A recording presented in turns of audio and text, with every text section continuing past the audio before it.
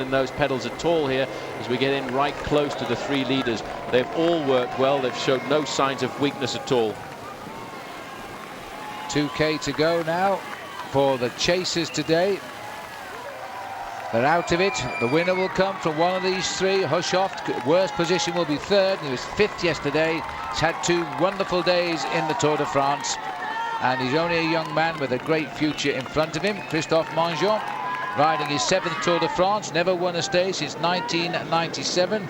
And there's also Jakob Piel here too, and his experience in the Tour de France is this is his 2nd tour, and last year he finished 117th. And Stuart O'Grady is going off the front of the peloton, looking for more green jersey points. Amazing.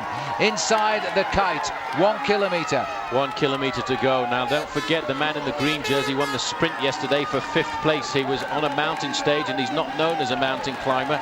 The man on the front from France, he wants to try and get the win. He's in an ideal position right now, pushing the huge Norwegian into 1st place.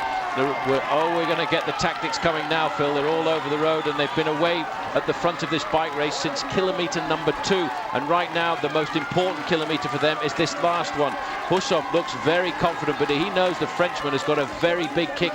They are waiting. He's waiting for the sound of the tyres accelerating behind him, and then he will open up the sprint. 500 metres to go. Mangeon is still in 2nd, looking over his shoulder to see if there's going to be the return of the group. There won't be. The winner will come from these 3 men.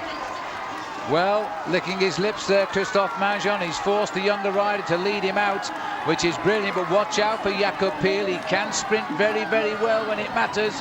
As they come off this bend, they're riding right against the barriers. That's sensible riding by Hushovd to force the attack through on his left. Oh, and Piel pulled his foot off the pedal. It's all over for him, as now this man goes for the line. Now, can Mangeon come? Here comes the kick of Christophe Mangeon now, but he's going to be given a run for his money. He's just going to nose ahead on the line, and I think, and he thinks so too, that Hushovd has won the stage. That was an absolutely fabulous sprint. That was close. It was so close. Mangeon was coming slowly but surely, but the man from Crédit Agricole is a huge monster when it comes to sprinting. Poor old Jakob Piel, Phil, he pulled his foot out in the final sprint here as the next group comes in, and it should be led home quite easily by Leon Van Von, because he's the top man. Jorg Jaks will get 5th place, and there and back in 6th position will be Nicky Sorensen. So they're all in, and a poor old Jakob Piel there. Fognini cleaning up from the rest of them here, but he was not at top form when it came down to the last sprint there. Well, it's been a few years since we've seen that situation, pulling a foot off the pedal, but when it happens, it usually costs you dearly. It reminded me of Bob Roll doing the same thing in the Tour of Britain in Cardiff a few years ago when he would have won the stage there. Well, I hope the interview after the finish is not quite the same as Bob Roll's interview was on that occasion, because most of it was unprintable. That's quite true, it was. That's why I sent you, Paul. I didn't understand the French language he was using. Well, there's the sprint. Now let's see if we can see it here. Well, it's quite clear from that angle, isn't it? He's won it by a quarter of a wheel.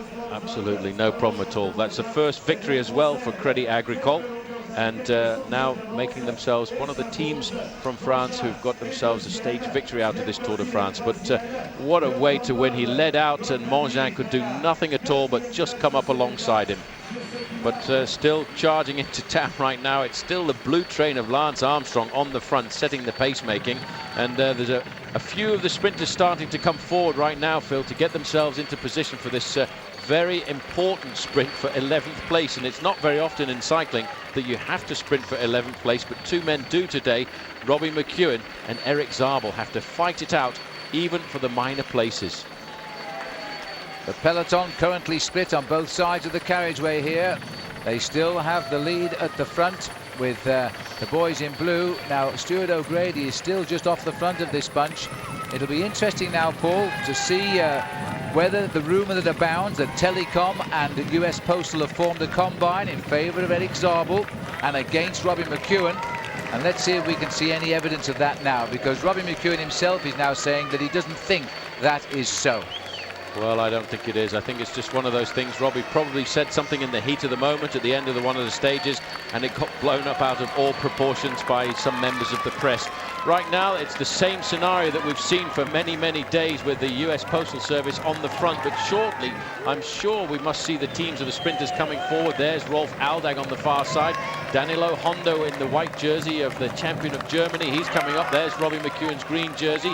He has a teammate up alongside him. And here, coming to spoil the party on the right, on the left-hand side, is Ludo Dirksens. Ludo Dirksens, the big man there in the pink jersey, the teammate of Raimundus Rumsas. Still in control of the peloton at 900 metres is US Postal. Danilo Hondo priming himself up here to lead Erik Zabel to the Hope green jersey. Watch out on the far right for Robbie McEwen. He looks so cool there as he sits on the back wheel of Zabel. He's waiting for Zabel to make the move now. We go back 3 weeks when Zabel used to complain that Robbie McEwen always follows wheel. I think we had a crash there. It looked like something. Maybe we didn't. As we come into the home straight now. Now Hondo has got the lead.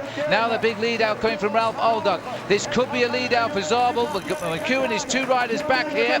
Jans Verrader is butting in for the first time. He's the 3rd wheel now. And 4th is Zabel. 5th is McEwen as we come into the straight now. The big effort, the big lead out. It still looks as though McEwen has a good position. Now he's going on the left of the road. It's all clear sailing for McEwen here because they've given him the perfect lead out on the line. McEwen gets it, and that will give him a 1-point advantage. That was a vicious sprint. They were fighting nail and tooth to the line there, Phil. Absolutely unbelievable. A touch of the wheels and Zabel lost his concentration for a fraction. They will be separated now by a single point, and that match will have to resume the day after tomorrow on the slopes of the Champs-Élysées. What a battle that was between those two men. They were really digging deep for that one. Oh, fabulous sprint, and Robbie McEwen still got the advantage. Tomorrow neither will score points in the time trial.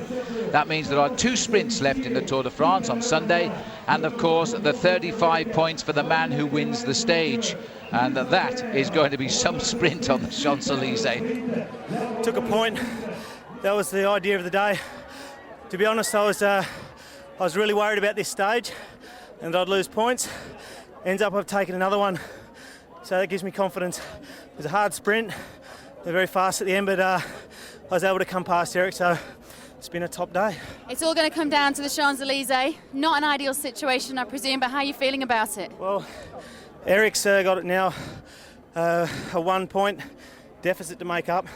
So it's up to him and his team to do the work for the intermediate sprints, and it's up to me to try and pass him. So that's the ideal situation at the moment.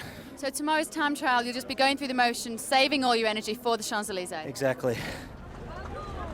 By the time we got to him, Erik Zabel was already resting his vocal cords, heading straight into the telecom bus to contemplate perhaps the loss of his points title after 6 years of domination.